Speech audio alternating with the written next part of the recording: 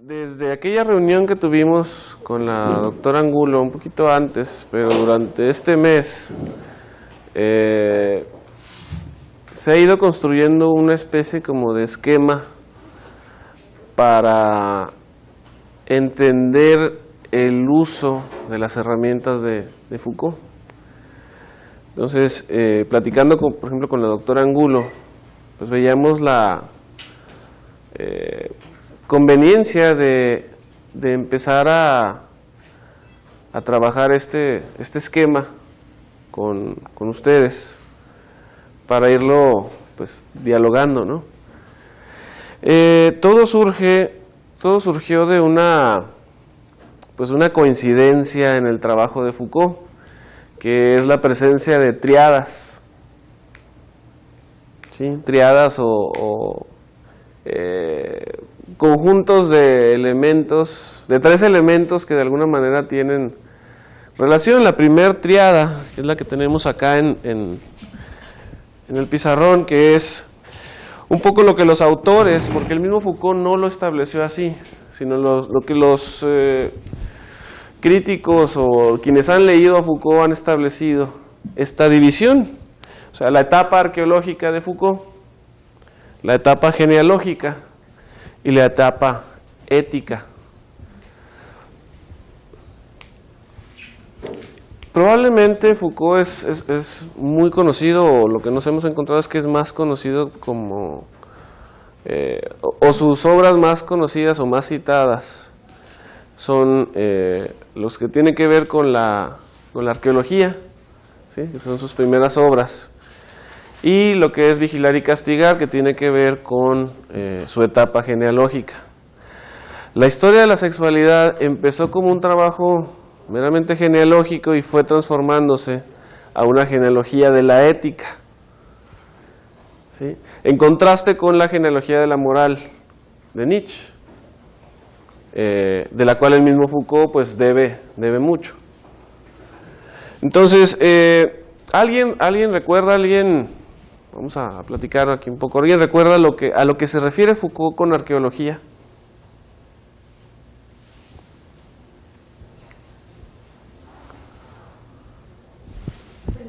Sí. Más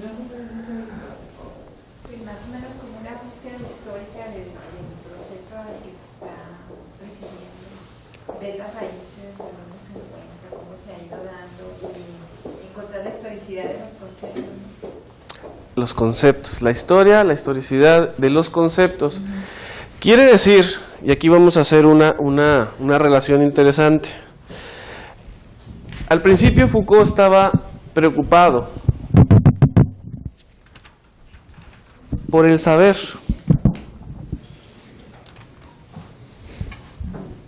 ¿Sí? Entonces, en el saber tenemos, bueno, incluido en esta preocupación están sus primeras obras, las palabras y las cosas, hasta llegar a la arqueología del saber. ¿Sí? Entonces, hay algo importante que hay que establecer en Foucault, en el trabajo de Foucault. El centro del trabajo, el centro de la preocupación de Foucault, ya lo dijimos, lo hemos dicho en varias ocasiones. Mucha gente cree que es el poder, pero no, es el sujeto. ¿Sí? O sea, al centro de la arqueología, ¿sí?, está el saber que el sujeto, de alguna manera, adquiere para constituirse como tal. Bueno, esto es una lectura ya muy posterior a esto que acabo de decir, de acuerdo a lo que él, o sea, una conclusión que sacamos una vez que leemos muchas de sus obras. Pero al principio, Foucault no había identificado la relación sujeto-saber más que de una manera pues bidireccional, sujeto-saber, y trató de encontrar en la arqueología la manera en la cual pudiéramos ver cómo se construían los discursos, ¿sí?, de manera histórica. Pero había un ingrediente que le faltaba a Foucault. ¿sí? Y que lo empieza a sacar después de que lee que escribe la arqueología del saber y después de leer a Nietzsche, que es el poder.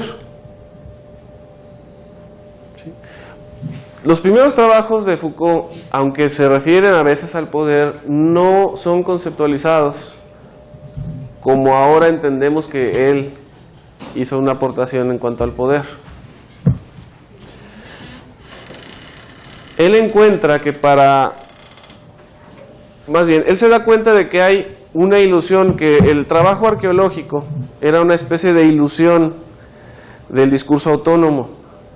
O sea, no puede haber discurso autónomo, no puede haber una relación nada más sujeto-saber. Tiene que haber una relación, a lo mejor sujeto, saber y poder.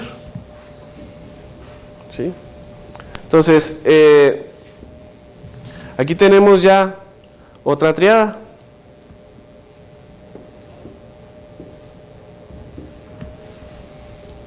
¿Sí? Sobrepuesta, por así decirlo. Es lo mismo finalmente. Finalmente es lo mismo. Podríamos decir, entonces, pues suena lógico, ¿no? La genealogía, finalmente, si nos vamos al concepto de Nietzsche, pues tiene que ver con el poder. La idea es encontrar la manera en la cual fueron conformadas bueno, Nietzsche lo basaba más que nada en la moral. O sea, cómo los órdenes actuales fueron desarrollados a través del tiempo, ¿sí? Y cómo el poder juega un papel primordial en esta formación. Por otro lado, la arqueología Foucault nunca la abandona. Foucault nunca dice la arqueología está mal y la vamos a abandonar. La arqueología sigue siendo una herramienta útil para Foucault. El piso. El piso. Sí. El problema es que la arqueología como tal no era más que una especie como de... O sea, presentaba fallas metodológicas. La primera falla, una de las que él se dio cuenta es, para ser arqueólogo, ¿sí?, del saber, había que salirse del discurso y tratar de hacer un análisis autónomo de ese discurso. Pero ¿quién puede salirse de sí mismo para analizar su propio saber si no es... No podemos ser...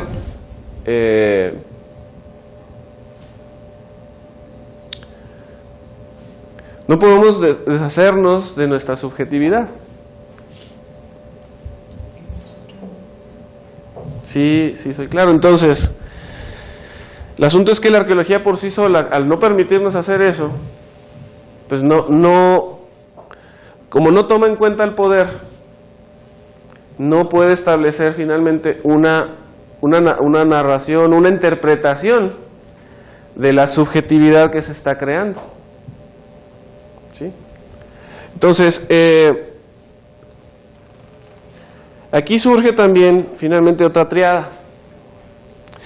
La relación del saber, finalmente, ¿cuál es el objeto de estudio del saber? ¿Dónde opera el saber?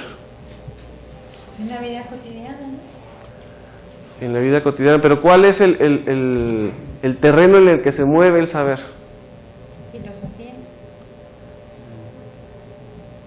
Pudiera ser, pero aunque la filosofía es más que nada una disciplina, y ahorita vamos a ver la relación que tiene que ver esto con las disciplinas. Tal vez,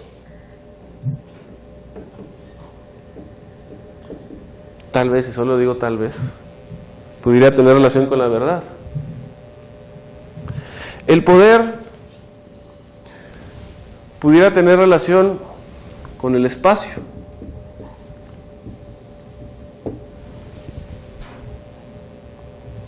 Y el sujeto, ¿sí?, pudiera tener relación con el cuerpo.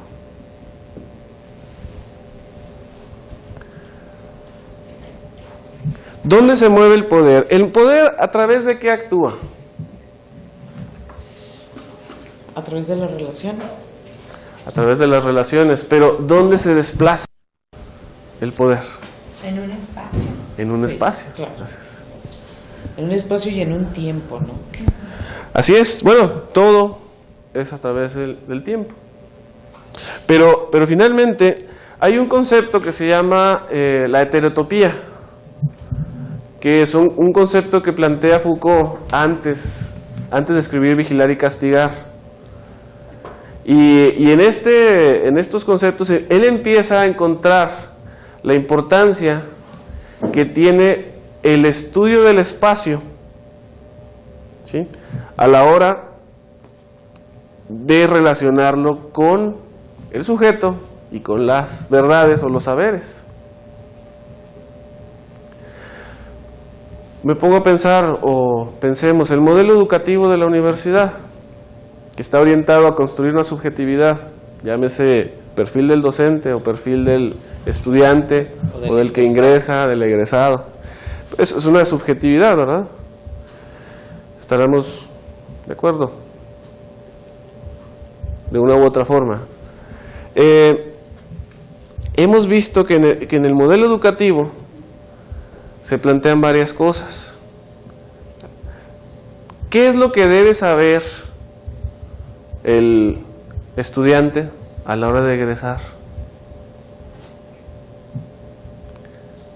¿Dónde se mueve el estudiante? ¿Cómo trabaja la educación si no es en términos de espacio, saber, y también en términos de cuerpo, que es el último punto?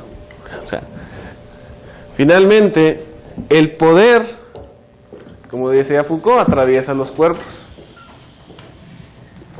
Pero el saber o la verdad también penetra los cuerpos. Pero aquí el concepto de cuerpo, ¿cuál sería? Es el concepto de finitud del sujeto. En tiempo y espacio, en composición pues corpórea, o sea, cuál es su condición terrena. Sí, o sea, el ser humano a lo mejor ha planteado que tiene a lo mejor alma o espíritu, pero eso ya sería metafísica, ¿no? En términos físicos, ¿qué es lo que tiene el ser humano? Un cuerpo. El pensamiento Es lo que lo materializa. es lo que lo materializa. El pensamiento tiene que ver con su saber o con las verdades. Y lo que él ejecuta, lo que él realiza con su cuerpo tiene que ver o va a través del espacio, y también es lo que él puede hacer. Entonces, esa es otra superposición de una triada importante, muy presente en el trabajo de Foucault. ¿Sí? Aquí lo que es muy interesante es la coincidencia de estas triadas. ¿Sí? Ahora, si lo que nos interesa es el sujeto, pues nos interesa entonces, voy a leer lo que dice Foucault sobre lo que es la filosofía, y a lo mejor esto puede aclarar un poco las ideas hacia dónde vamos con este esquema.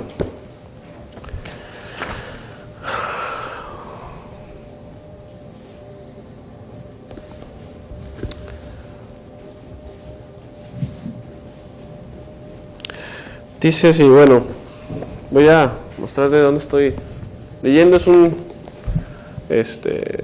libro, se llama El vocabulario de Michel Foucault. No lo tenemos en la biblioteca, estamos por adquirirlo. Este es personal, pero está a disposición de quien lo quiera ver. Miren, voy a leer lo que dice aquí el autor con respecto a filosofía y Foucault. Dice, en este artículo que es sobre filosofía queremos presentar las observaciones que el mismo Foucault nos ofrece acerca de la tarea de la filosofía contemporánea y más concretamente su propio trabajo. La primera cuestión debería consistir en determinar si se lo puede encuadrar dentro del campo de la filosofía. O sea, ¿será realmente filosofía esto? No es una cuestión fácil por dos razones. En primer lugar, porque para poder juzgar acerca de la pertenencia o no al campo de la filosofía, no solo se debe disponer de un criterio que delimite qué está adentro y qué está fuera. O sea, finalmente, ¿qué es filosófico y qué no es filosófico? Primero habría que definir eso, ¿no? También es necesario mostrar que se trata del criterio justo, apropiado, auténtico. En todo caso, proponer un criterio de este orden no iría mucho más lejos de abrir una polémica. ¿Sí? La historia de la filosofía nos pone, de hecho, ante una multiplicidad de filosofías que ni por su vocabulario, ni por su estilo, ni por sus conceptos, ni por sus métodos, ni por sus finalidades pueden reunirse debajo de un concepto único. ¿Verdad, Arnulfo? Aquí, como nos lo enseñan los lógicos, comprensión y extensión se encuentran en relación inversa. En segundo lugar, el propio Foucault ha negado repetidas veces su pertenencia al campo de la filosofía. Podríamos multiplicar las referencias, pero algunas bastarán. Y cita Litz et Gritz 2, el volumen 2, que dice: nunca me ocupé de filosofía. Otra cita: es difícil clasificar una investigación como la mía dentro de la filosofía o de las ciencias del hombre. Eso lo dijo Foucault. Lo dijo Foucault. Es difícil, ¿verdad? Así lo plantea. Y cuando dijo nunca me ocupé de la filosofía, es que a lo mejor no partió de la filosofía pues, tradicional ¿Cuál es el alcance que debemos dar a estas y otras expresiones semejantes? Dice el autor: en todo caso es necesario contrabalancearlas con otras que él mismo planteó. Y cita: que lo que yo hago tenga algo que ver con la filosofía es muy posible, sobre todo en la medida en que, al menos después de Nietzsche, la filosofía tiene como tarea diagnosticar y no tratar más de decir una verdad que pueda valer para todos y para todos los tiempos. Yo trato de diagnosticar, de realizar un diagnóstico del presente, decir lo que nosotros somos hoy y lo que significa hoy decir lo que somos. Este trabajo de excavación bajo nuestros pies caracteriza desde Nietzsche al pensamiento contemporáneo. En este sentido me puedo declarar filósofo. Siempre sí. Ajá. Si tomamos como punto de referencia el contexto intelectual en el que Foucault se formó, las filosofías del sujeto, como sería fenomenología, existencialismo y marxismo, su trabajo ciertamente está afuera. Pero esta forma de no pertenencia pone de relieve en realidad un cambio en la filosofía misma. Y el propio Foucault también en repetidas ocasiones da cuenta de ello. Cita: hubo una gran época de la filosofía contemporánea, aquella de Sartre, de Merleau-Ponty, en la que un texto filosófico, un texto teórico, debía finalmente decir lo que era la vida, la muerte, la sexualidad, si Dios existía o si Dios no existía, lo que era la libertad, lo que se debía hacer en la vida política, cómo comportarse con los otros, etc. Se tiene la impresión de que esta especie de filosofía ya no puede tener curso, de que, si quieren, la filosofía sea, si no volatilizado, como dispersado, que hay un trabajo teórico que se conjuga de alguna manera en plural.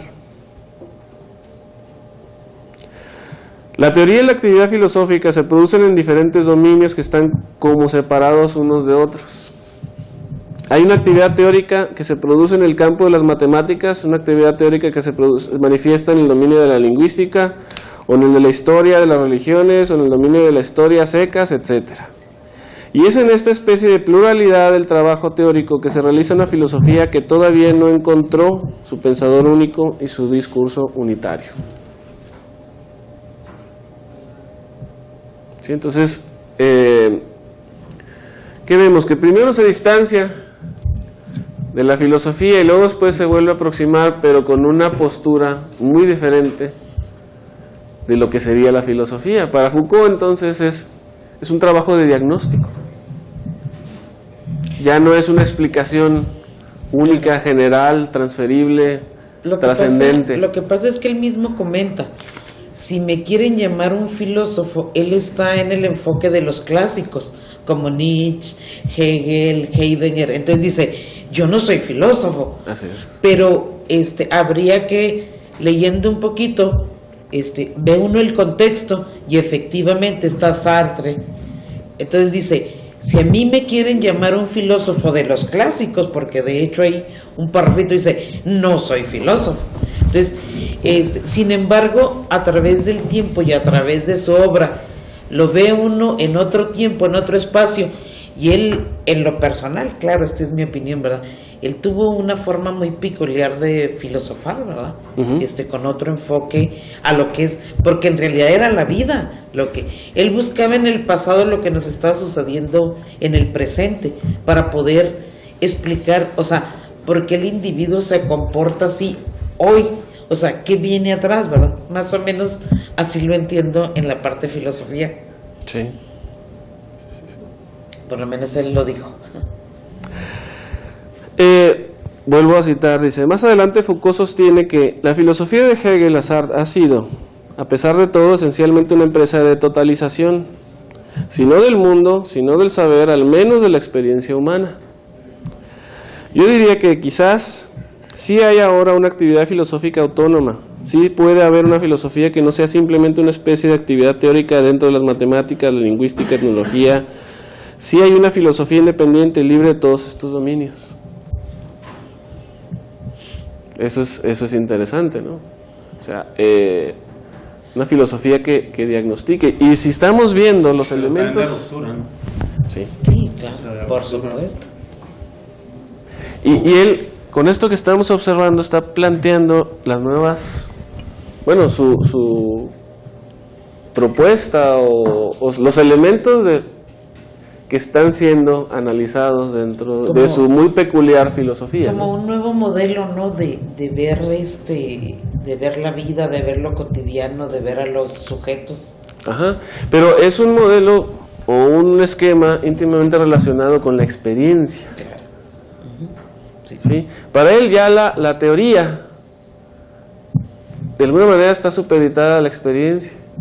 O sea, la teoría debe ser importante para explicar la experiencia. Pero la experiencia misma puede ser también teoría. ¿Sí?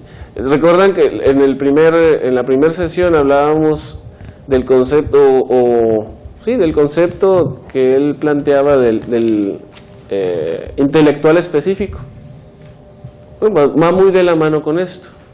O sea, ¿cuál es la tarea ahora del intelectual? Bueno, pues ser específico, no salirse de su subjetividad para analizar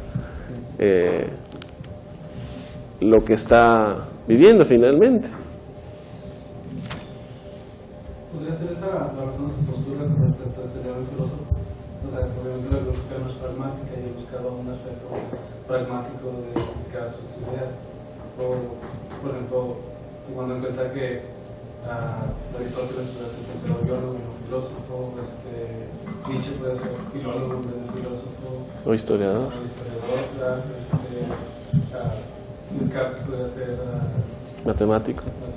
a lo mejor es la postura de él, ¿verdad? Que sus ideas y las planteas dentro del contexto filosófico, entonces nomás un planteamiento de problemas, ¿verdad? Que es lo que me filosofía y no realmente una aplicación. Así es. Sí, sí. Esa es una observación, creo yo, que complementa la idea que estábamos planteando. Ahora, la filosofía, si existe esta filosofía independiente, se la podría definir de la manera siguiente: una actividad de diagnóstico. Diagnosticar el presente, decir lo que es el presente, decir en qué nuestro presente es diferente y absolutamente diferente de todo lo que no es él, es decir, nuestro pasado. Quizás esta es la tarea que se le asigna ahora al filósofo. Entonces, ¿qué pasa? Aquí me da la impresión de que él traslada la responsabilidad de la filosofía o de filosofar a todos. Sí, podríamos pensar entonces que es una tarea Ajá. Sistémica. Ajá. Y es para todos nosotros. Como una forma natural, ¿no? ¿Sí? De conocernos, conocer nuestro entorno. De discusión, Saber. de reflexión, de análisis. Así es. Pero la importancia de esta filosofía va directamente relacionada a nosotros. No, precisamente, o sea, trata de explicar, de diagnosticar quiénes somos ahora.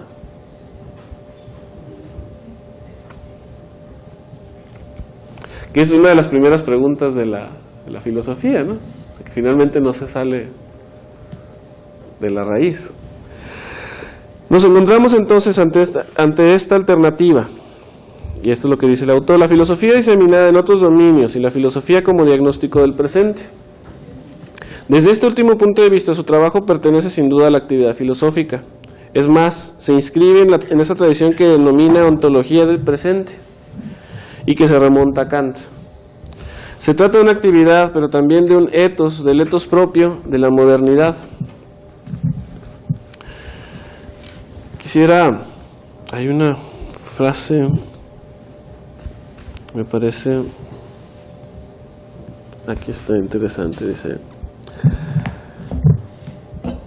en respuesta a una pregunta en la que se le planteaba ¿cómo enseñaría psicología?, Foucault afirma: la primera precaución que yo tomaría si fuese profesor de filosofía y tuviese que enseñar psicología sería comprar una máscara lo más perfeccionada posible que pueda imaginar y lo más alejada de mi fisionomía, de modo que mis alumnos no me reconocieran. Trataría, como Anthony Perkins en Psicosis, de tener una voz completamente distinta, de manera que nada de la unidad de mi discurso se pudiera apreciar. Esta es la primera precaución que tomaría. Luego, trataría en la medida de lo posible de iniciar a mis alumnos en las técnicas que se utilizan actualmente, métodos de laboratorio, métodos de psicología social. Trataría de explicarles en qué consiste el psicoanálisis. Y luego me quitaría la máscara, retomaría mi voz y haría filosofía.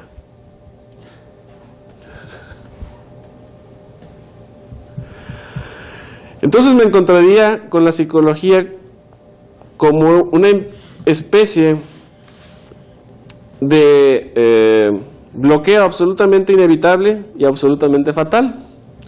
Yo no la criticaría como ciencia, no diría que no es una ciencia efectivamente positiva, no diría que es una cosa que debería ser más o menos filosófica. Diría simplemente que ha habido una especie de sueño antropológico en el que la filosofía y las ciencias del hombre están de alguna manera fascinadas y adormecidas mutuamente, y que es necesario despertarse de ese sueño antropológico como en otro tiempo se despertaba del sueño dogmático.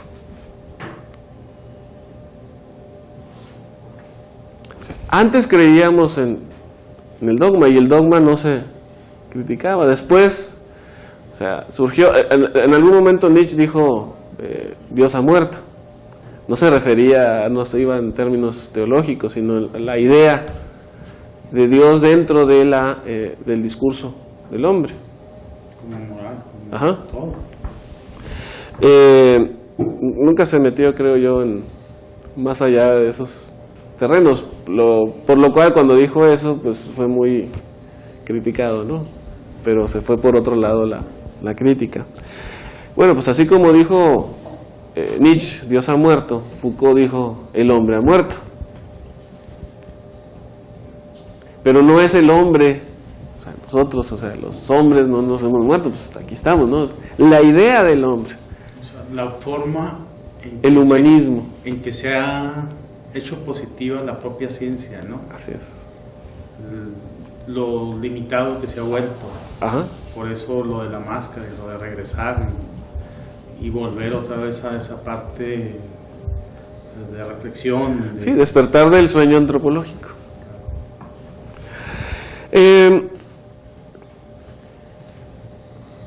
Entonces, no sé si con estos ejemplos tenemos una idea de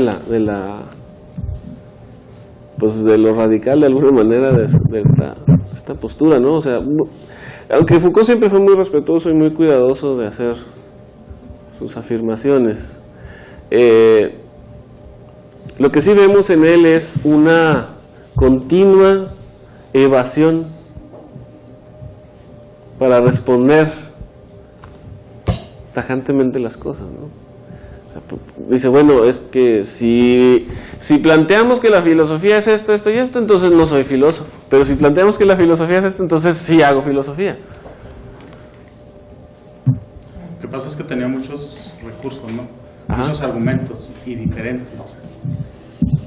Porque dejó a mucha gente, sobre todo en conferencias, que es donde más se lucía, Ajá. donde les daba la vuelta para dar la respuesta a lo que estás diciendo, ¿no?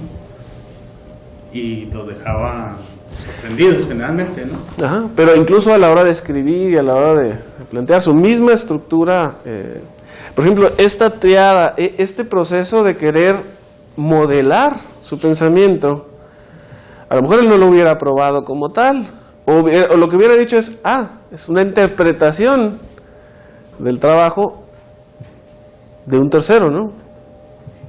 Lo cual no está bien ni está mal.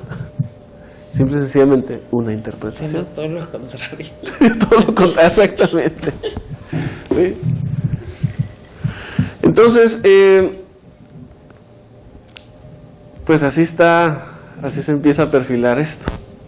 ¿Algún comentario hasta aquí? ¿Alguna precisión, punto, Yo elemento creo de que su debate? mismo trabajo es, no hay verdades absolutas, ¿no? Entonces, cada una de las partes o de los conceptos que analiza tiene su parte de verdad. Ujú. Tal vez por eso sigue habiendo más preguntas que respuestas, porque Foucault no da una respuesta a muchas de las cuestiones que plantea, ¿verdad? O que analiza. Las analiza y dice, aquí están, y pueden explicar, pero finalmente como que en la lectura que cada uno hace se queda con parte de su verdad. Sí, pero es que no significa que que todo sea relativo. No, claro. Él se niega rotundamente a dar explicaciones precisamente totalizantes. Absolutas. Absolutas. Es lo que te digo, la verdad no existe como absoluta. Ajá. Pero eso sí, cuando se trata de detalles o de elementos específicos, ahí es donde ya empieza a afirmar. O sea, me refiero a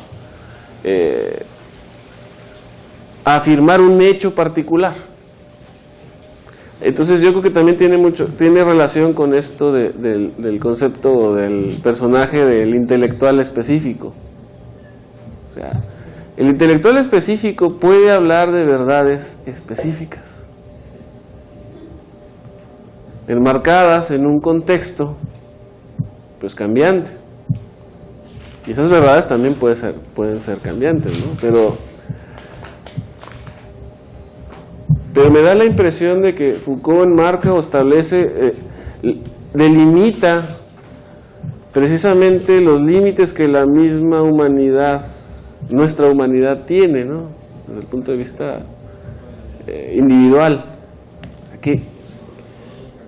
¿Por qué nos atrevemos a dar explicaciones generales, a querer ver más que todos los demás? Sí, es cierto. Sí. ¿Sí?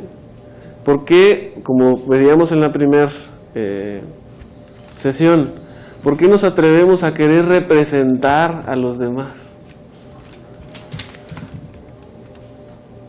Si solo podemos ser intelectuales específicos y dar fe de verdades específicas, no generales. Y eso a veces. Sí, y eso a veces. Bueno, pero eso no caería también en un anarquismo intelectual. ¿En qué, perdón? Anarquismo. Mucha gente dice, bueno, pues era nihilista, era pues, anárquico intelectualmente. Yo creo que no, porque lo que él busca es finalmente darle al hombre o al sujeto las herramientas para poderse construir a sí mismo. Fíjense, hay algo muy importante. Autonomía, ¿no? Ajá. Era autonomía lo que planteaban. ¿Cuál es el concepto de libertad? Autonomía. tiene relación con libertad para Foucault. Algo muy importante o interesante es, una de las primeras dudas que a mí me surgieron cuando empecé a leer a Foucault es, bueno, ¿dónde está la palabra libertad? Se ha sido tan enarbolada por muchos otros filósofos, ¿no?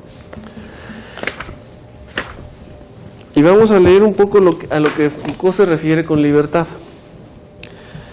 A menos que sea en términos negativos, dice el autor de este libro, ¿tiene sentido plantearse la cuestión de la libertad en Foucault?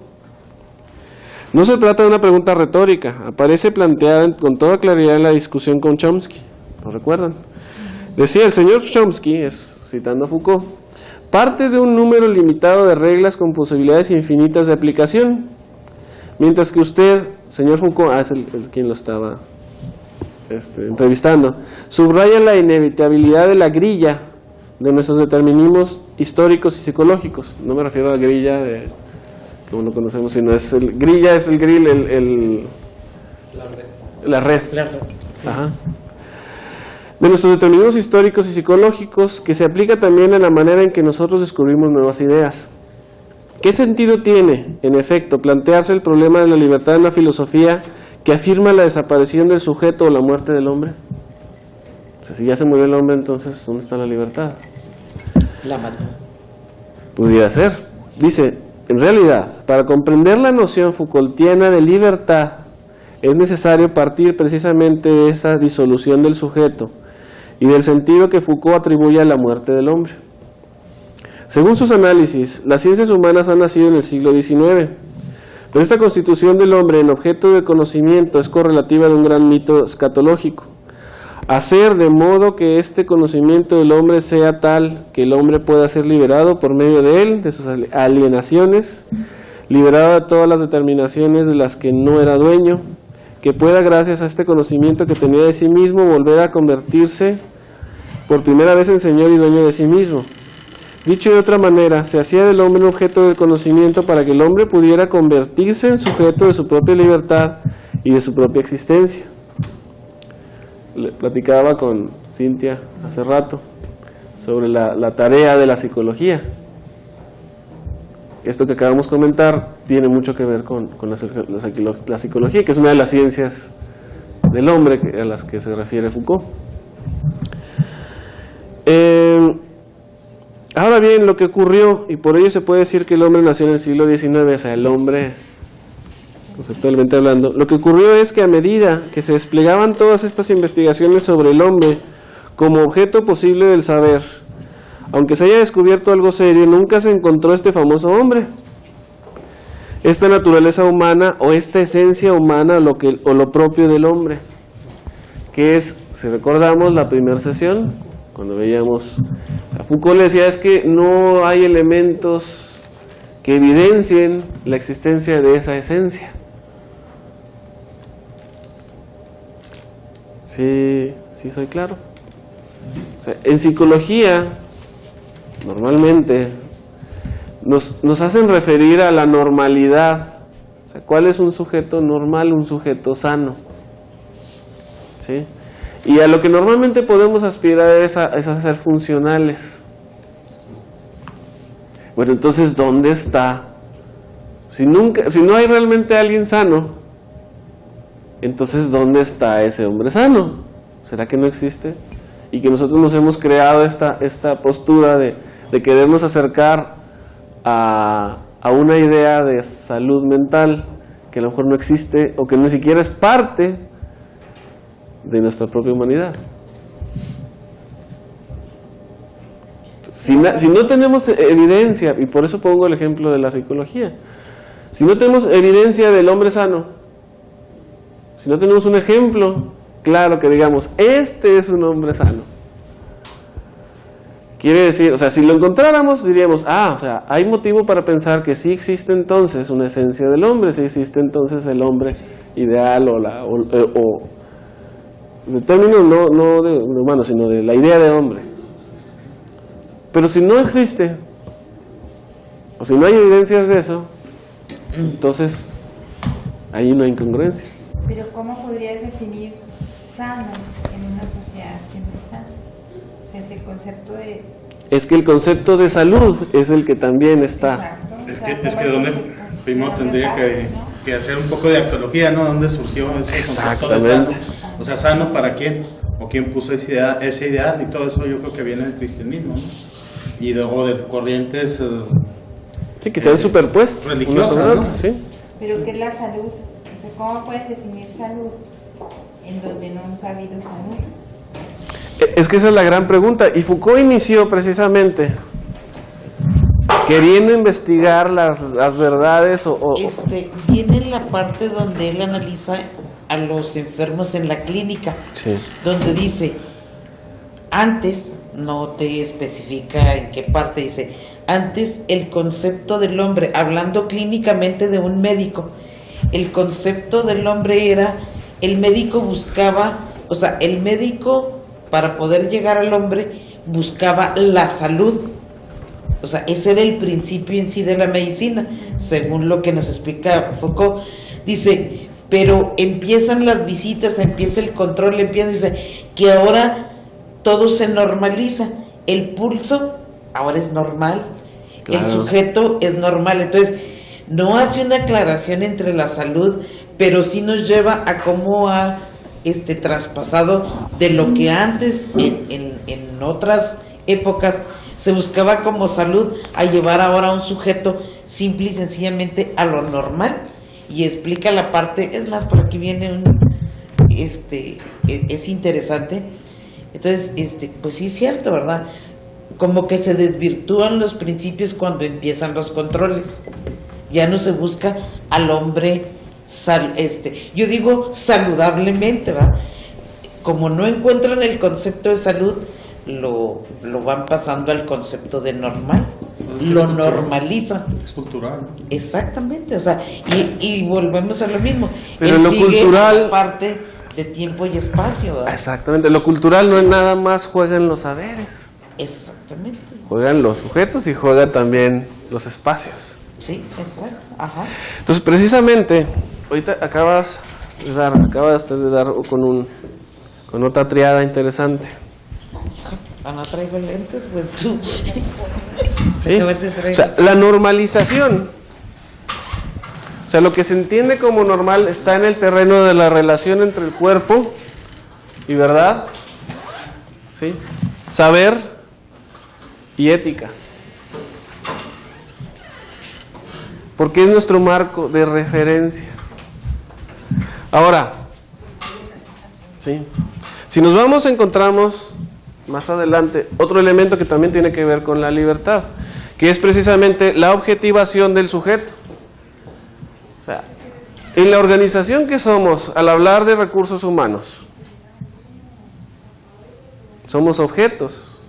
Oye, no, pero es que mira, Se- se toma en cuenta que el hombre... se cosifica No, como cosa. finalmente somos una cosa. Ajá, se cosifica. Ajá. ¿Qué ¿Qué es es más importante, el puesto? O sea, ¿cuántas veces nos han dicho? Es que aquí nadie es indispensable. Siempre será más importante el puesto en cómo Así estamos es. viviendo El puesto ahorita, es, siempre. es la objetivación. Sí, es una relación que se da entre cuerpo y espacio. Ujú. Es una relación que se da entre el poder y la ética. ¿Y quién es el que estudia? Entre el poder y el sujeto. ¿Y quién estudia estas relaciones de poder? Ya lo habíamos dicho, la genealogía. Entonces, es interesante cómo la objetivación, como triada, se encuentra entre el camino de estos dos elementos que planteábamos antes. Entonces, y aquí surgió, bueno, entonces, ¿qué hay? Tendría que haber, a lo mejor, por pura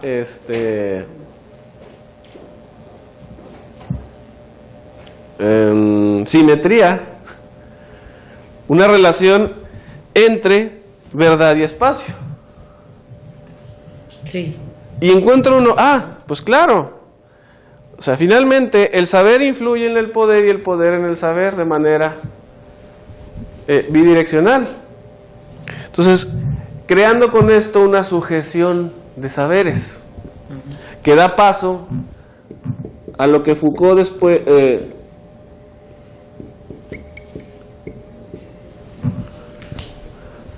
Lo que Foucault dice, bueno, pues estas son las disciplinas. Las matemáticas, la filosofía, la psicología, la lingüística. Pues una relación entre las verdades y los espacios. O sea, el mundo real y la verdad de ese mundo real. Y no me refiero al poder disciplinar que surge después. Foucault, al hablar de disciplina, distingue dos cosas diferentes. Disciplina en el término, en el plano de las verdades, en el plano del saber, pues es lo que conocemos nosotros como disciplina.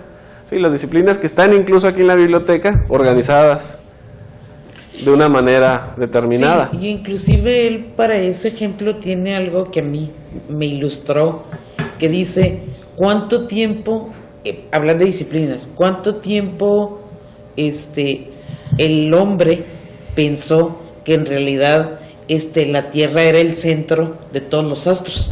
Sí. Entonces dice, y con esa verdad, con esa verdad transcurrieron 2000 años o X, ¿verdad? Entonces dice, inclusive es en uno de los referenciados escritores, dice, entonces, si nosotros vemos la Tierra, y es así como metáfora, ¿no? Si nosotros vemos la Tierra como el centro de todos los universos, porque así dice, entonces, ¿cuándo vamos a ver la órbita de alguien más, ¿no? Entonces, o sea, como salirnos, ¿cuándo vamos a ver lo periférico si estamos ensimismados en el adentro, ¿no? Entonces, a eso se refiere las disciplinas en los tiempos y en los espacios, cómo fueron cambiando, ¿verdad? Sí. Las verdades. Fíjense, tiene relación con lo que platicábamos la vez pasada. ¿Se acuerdan cuando se habló de la alquimia? Ajá, otra vez, ajá, las dice. La alquimia ahora ya no tiene pues ya. vigencia, ¿verdad? Bueno, al menos en términos formales o serios. ¿Sí? Fue sustituida por la química. Muy bien. Pero en aquel momento había una relación entre el saber y el poder, ¿sí? Y esa relación se llamaba, tenía sus propias clasificaciones. La astrología también, ¿sí? Y tenía su propia, o sea, finalmente constituían una disciplina. A lo mejor no con el concepto que tenemos ahora de disciplina científica. Pero yo creo que han durado algunas, en este caso como la Tierra, han durado más del tiempo que una disciplina actual. Pudiera ser, tienen más tiempo que las disciplinas nuevas. Exacto, o sea, para que veas cómo se construyen las verdades también. Ajá, pero finalmente es un ejemplo de un arreglo de sujeción de saberes. ¿Sí? Los saberes se acomodan al poder, y el poder también se acomodan, ¿sí? O acomoda los saberes. Es bidireccional, no es el poder determina el saber. ¿Qué es lo que podríamos pensar? Es lo que podrían decir los marxistas, o los marcianos más bien. Que es, no, el poder finalmente determina todo, entonces los grupos poderosos son los que determinan los saberes, ¿sí? Y lo organizan. No, de que hay grupos poderosos sí, y que influyen en el saber, eso claro que existe, pero también de que los saberes influyen y determinan los grupos poderosos, claro, también ha pasado, ¿sí? Entonces, vemos entonces que surge esta otra relación, o sea, otra triada. Ahí en las disciplinas estamos hablando del sujeto sujetado. ¿Sí? ¿Aquí? Sí. No, es la sujeción de los saberes. La sujeción de los... Son los órdenes discursivos. Okay. Sí, es el orden del discurso.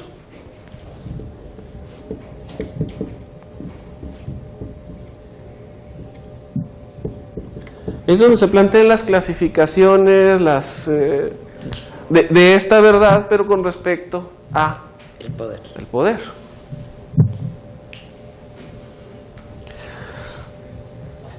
Déjenme sigo leyendo un poco ya para terminar con el asunto, porque no quedó. O sea, esto fue. Vamos pues a continuar con el concepto de libertad. Vamos a ver, dice, habíamos dicho, esta desaparición del hombre en el momento mismo en que se lo buscaba en su raíz, no hace que las ciencias humanas vayan a desaparecer.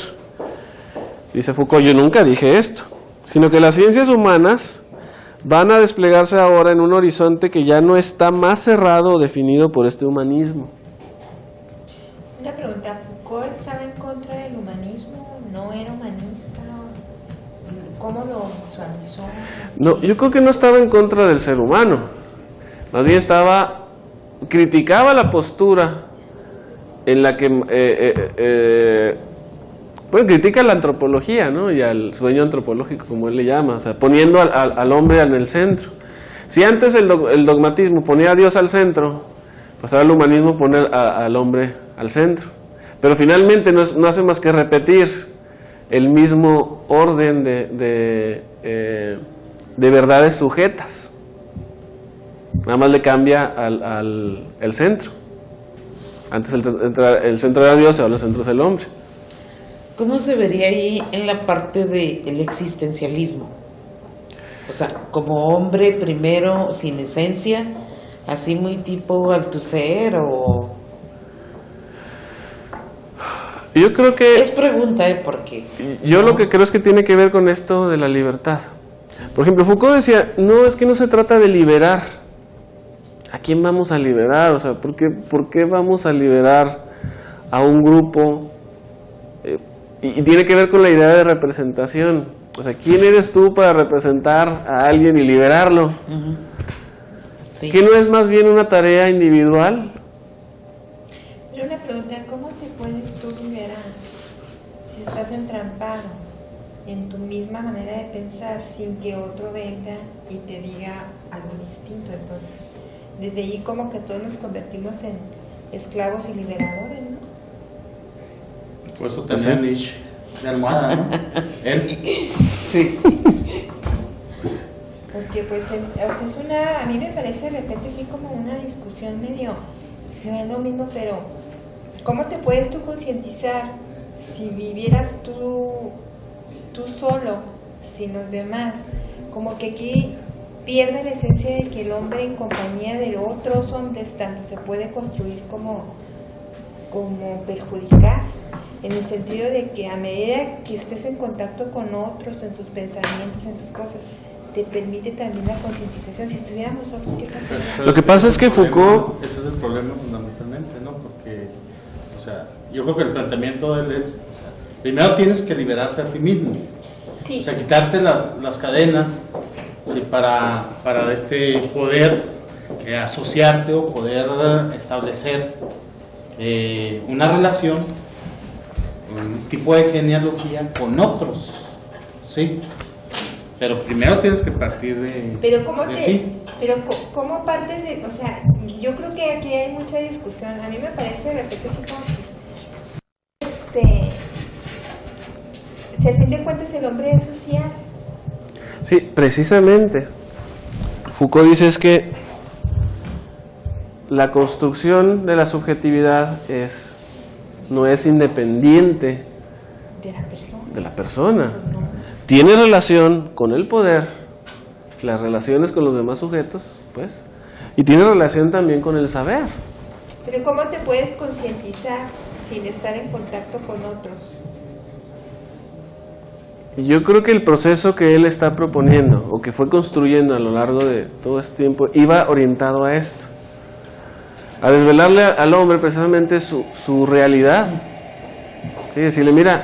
Pero al fin de cuentas, cuando tú descubres tu realidad o te pones en contacto con otros y haces tu pensamiento, a fin de cuentas tienes que tomar una decisión, y esa decisión que tú decidas en tu forma de pensar, en tu estilo de vida, va a tener que congeniar con la de otros. Sí. Entonces, las relaciones de ya poder. Se le caería ya como alguien que tiene poder. Pues, al fin de cuentas tiene que haber hay diversidades, y en las diversidades también hay quienes se parecen. Entonces siempre va a haber, yo no puedo decir que mi estilo va a ser plenamente único, sino que se va a parecer al de otros. Totalmente de acuerdo. O sea, el hombre no se puede construir solo en independencia o sea, no puedes construir una ética, ¿sí? Solo. No puedes. No. Es que el hombre es un animal social por naturaleza, como decía Aristóteles. Pero yo creo que el problema no es precisamente eso. O sea, ese individualismo exacerbado que se ha tratado muchas veces de tergiversar, de usar, no es el que proponía ni Foucault, el que propone ni siquiera Beck, ¿no? Que es un contemporáneo que nos llama primero a que le entremos a la cuestión individual, que reflexionemos de cómo, qué es lo que, sí, que lo hizo Locke, que lo hizo Rousseau, que lo hicieron todos los clásicos, ¿no? Al fin de cuentas creo que al fin de cuentas la esencia de Foucault es aprender a pensar. Sí, pero precisamente con relación a esto que estamos discutiendo y que tiene relación con la libertad o con la destrucción del concepto de libertad, él lo sustituye y dice, es que a lo mejor la libertad es algo muy amplio. Y a lo mejor él dice, no me atrevería a definir la libertad o a que mi labor se circunscribiera a la libertad en sí. Él habla y dice, Foucault se sirve de la expresión prácticas de libertad. No siempre eres libre, ni en todo momento. A lo mejor eres libre en el trabajo, fuiste libre por una semana porque no estaba tu jefe, no, por decir, y regresaste a tu casa y ahí no eres libre. Pero siempre eres esclavo, porque mira, tú eres esclavo del tiempo, a fin de cuentas, no puedes hacer más que lo que... Precisamente, entonces dice Foucault, entonces si no hay un hombre, una esencia de hombre, pues tampoco hay una esencia de libertad. Pero entonces a lo mejor, perdón. Sí. No, yo creo que el enfoque es un poquito de que cada uno consciente tanto de sus limitaciones, de sus libertades, que si, o sea, él no dice que el poder sea malo, lo que nos invita en la parte de la lectura que he estado haciendo es a que estemos conscientes del poder que se ejerce y que ejercemos, y en la medida en que cada uno esté consciente de ese poder que es ejercido y que ejercemos, es la única forma de transformar esto. La otra es también si queremos, porque habrá gente que podrá darse cuenta de que, como usted bien comenta, somos esclavos y libertadores, dependiendo del tiempo y el espacio, pero ¿en qué medida queremos transformar esa parte? Entonces, esto se liga mucho con la libertad, con el humanismo, entonces dice, ¿dónde está el hombre? Pero yo sí me he preguntado, bueno, ¿qué clase de hombre o de mujer quiero ser?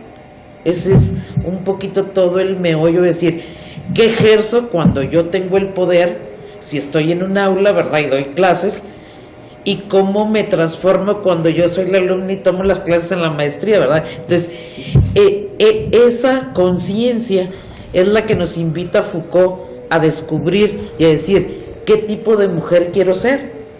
En la medida en que yo quiera transformarme, pues haré una transformación en la sociedad, porque esa dialéctica que estamos hablando entre verdad y poder y entre sujeto, ética, pues nos tiene que afectar, obviamente. Entonces, yo así lo veo un poquito, pero en el plano individual, ¿verdad? Porque él dice, debo hablar por mí, no ser el yo de los otros. Así es. Debo hablar por mí. Porque además nada más tienes derecho de hablar por ti. Exactamente. Ajá. No puedes hablar por nadie más, tu discurso no puede hablar en el nosotros. Exacto, y en la parte del pensamiento complejo un poquito, que son las sociedades de todos los tiempos, pues el decir yo, nadie lo sustituye. Exacto. Usted puede decir usted o ella, pero usted no puede decir que yo soy usted, ¿verdad? O sea, entonces, esto se complementa un poquito también con la parte del pensamiento complejo de Morán, ¿verdad? Entonces, pero yo sí lo he tratado de aterrizar a un plano personal, ¿verdad? Porque él dice, hablar en el yo propio, no en el yo de los otros. Entonces, el día que yo me quiera liberar, como que no me dé el derecho de liberar a los otros, mientras cada uno no sea consciente de esta parte. Yo creo que es un poquito la reflexión que a mí me ha tocado, ¿verdad? Me parece, sí. Si quiere, porque lo hizo Foucault también. Si quieren, No, y Si la otra quieren. es porque hay gente que va a estar consciente de todo esto y dice, a mí no me interesa cambiar, o sea, yo aquí en mi trabajo soy el Sí. papas fritas. Si Y yo cuando soy me un toque alguien objeto que me dé clase, pues ahí. sumamente normal y soy el perfecto objeto de la empresa en la que trabajo y eso a mí me gusta Sí. y asumo como verdad todas las objeciones de saberes que me planteen ahí. Y quiero ser soldadito para obedecer toda Ajá. la norma. Exactamente, pero eso es una práctica de libertad. ¿Sí? Como el decir, no quiero. Fíjense, hay algo importante. Más exactamente, el concepto Foucaultiano de libertad surge a partir del análisis de las relaciones entre los sujetos y de la relación del sujeto consigo mismo, las cuales se denominan en términos generales poder. Sí, el poder lo aplica uno mismo sobre uno y también sobre los demás, Porque se autorregula. en el cuerpo y en el espacio. En este caso, en el caso de las relaciones de poder que se establecen entre diferentes sujetos, podemos hablar de libertad política en un sentido amplio, no reducido a lo estatal o a lo institucional. En el caso de las relaciones de poder que el sujeto puede establecer consigo mismo, hablamos de libertad ética, o también, utilizando un lenguaje más Foucaultiano, prácticas de libertad o prácticas reflejas de libertad. En el primer caso, político, es decir, las prácticas de libertad en sentido político, partiendo de la idea del ejercicio del poder, es una manera de conducir conductas. Entonces, el gobierno, ¿qué tiene finalmente como, desde este punto de vista, como objeto o como objetivo? Conducir conductas. Control. El control de las instituciones. El control. Ajá. Ah. La vigilancia, pues. Entonces, eso es un punto interesante en esto que estamos analizando. O sea que a lo mejor esto que hacia donde vamos pudiera ser un esquema, un mapa de lo que él mismo llamó gubernamentalidad.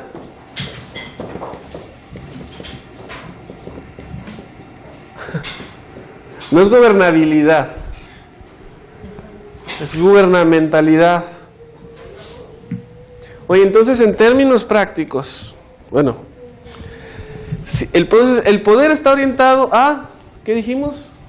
Controlar, o en el modelito, Conductas. se me olvidó, ¿qué era? Conductas. Sí, el control institucional. O, si le quieren llamar estatal, ¿no? Del Estado. ¿Qué queremos? ¿Qué se quiere en relación pues al gobierno? Si el poder busca el control institucional, lo hace a través de los sujetos. Sí, o sea, o más bien lo hace hacia los sujetos. ¿Para qué? Para que ellos se regulen o gobiernen.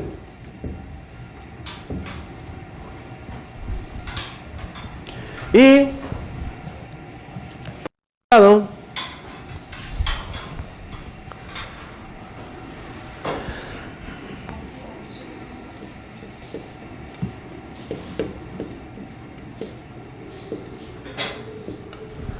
hay una producción de verdad que de alguna manera replique lo que el control institucional quiere. Otra vez, la sujeción de los saberes, ¿no? ¿Sí? Los gobiernos producen conocimiento, ¿sí? Producen desempeño de sus... Bueno, hablemos de una institución, una empresa. Deben de producir desempeño, ¿no? Sus empleados, ¿sí? Que se transmiten en labor, en fuerza laboral. Producen también verdades y finalmente están orientados a controlar a la institución de acuerdo a lo que ellos mismos hayan establecido como misión, visión. Aquí estaría, ¿no? Que estaría yendo que plantea como disciplina, ¿no? Ajá. O sea, Sí, lo aquí está construye. el know-how. Sí, la ciencia que se produce en la organización. Sí, los saberes específicos. Voy a seguir leyendo, es importante continuar con esta parte. Miren, ahora bien, ay no, perdón. Ay, me perdí. Ya. Es posible calificar, hablábamos de la conducción de conductas, es posible calificar como seres, como libres, aquellas formas de relación entre sujetos que negativamente no están bloqueadas. ¿Se acuerdan que hablábamos sobre lo que era la dominación? Sí, que era donde había bloqueos. Se da la dominación donde hay bloqueo de la libertad. O más bien, donde hay relaciones de poder bloqueadas. Y en las que positivamente se dispone de un campo abierto de posibilidades. Sí, cuando el sujeto puede dialogar con el poder y con el saber, y plantear, rebatir, o asume si no está en lo correcto, o cambia, ¿no? O sea, es agente de cambio, al menos una relación de poder legítima. Es decir, las relaciones deben ser susceptibles de modificación. El poder no se ejerce sobre sujetos libres, y en la medida en la que ellos son libres. ¿Cómo? Dice, entendemos por sujetos individuales o colectivos que tienen ante ellos un campo de posibilidad donde pueden darse muchas conductas, muchas reacciones y diferentes modos de comportamiento. Entonces, allí donde estas determinaciones están saturadas, no hay relaciones de poder, hay dominación.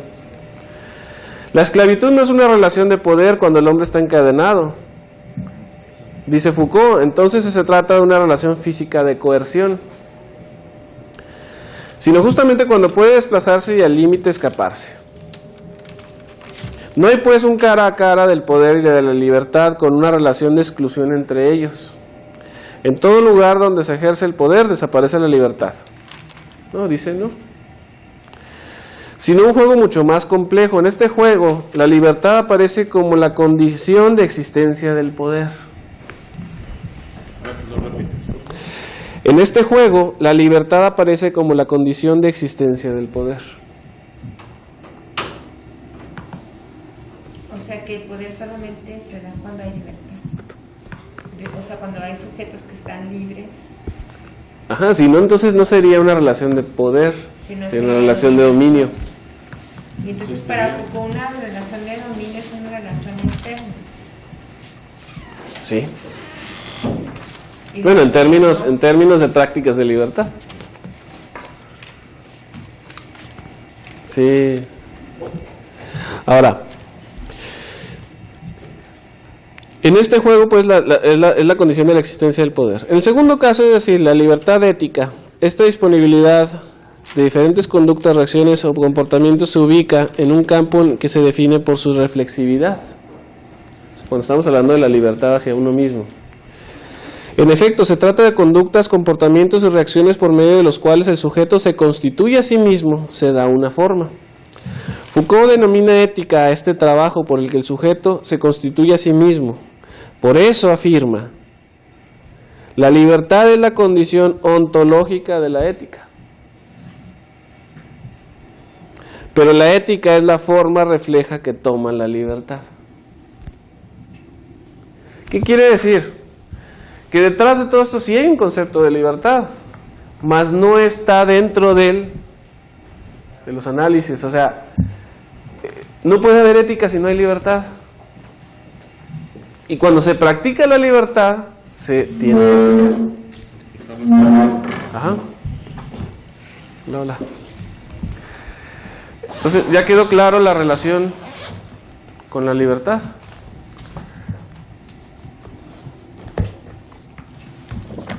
Muy bien, hasta ahorita algún comentario. ¿Quieren que hagamos un receso?